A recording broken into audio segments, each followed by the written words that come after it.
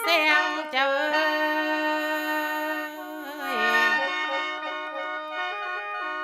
คือดังไฟเยื่องเสียงไปตามไล่แต่เก้านั่นนาย้อนมันเป็นกงเขาแต่เท่าแก่ซื้อมาแพง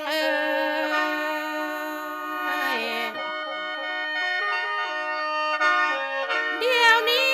องมือน้องเคยสร้างดอกว่าเป็นลายปลายมือนางยังสร้างลายเป็นย่อยนิ้วก้อยน้องยังก็รอกบัวเกลือนันนา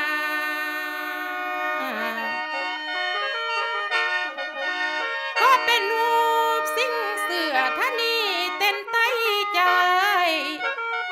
ก็เป็นรูปดอกไม้ใกล้ป้ากวางฟันนันนา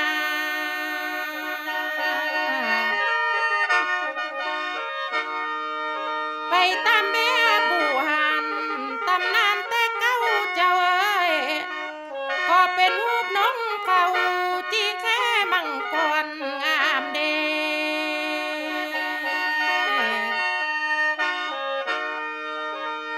เป็นลายยักษ์ลายนวลนั้นเลียนกันก็ไกล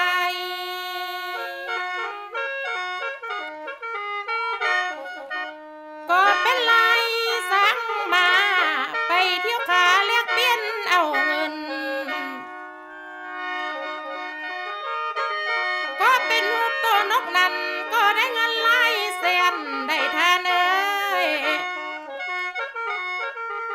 ก็เป็นรูปโตเลียนก็ได้เงินลายล้าน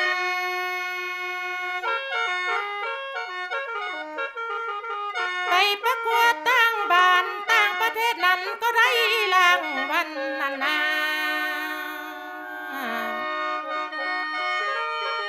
เป็นขันเงินขันคำงามดีประเสริฐเจ้าย้อนผลงานเลิศล้ำการนำนั้นส่งเสริมไทยใด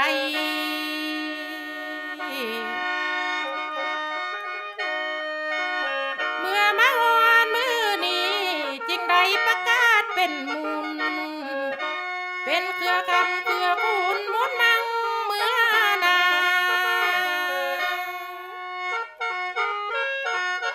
จงรักษาเอาไว้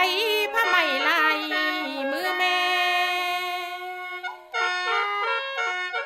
เป็นมรดกแ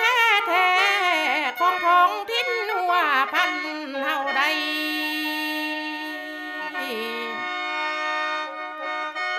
ได้ว่ามาว่านี้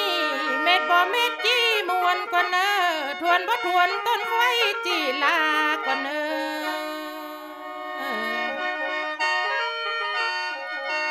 ขออวยพรใส่ไปหาการนำทุ่งคันจงมีอายุยืนยาวมันพันปี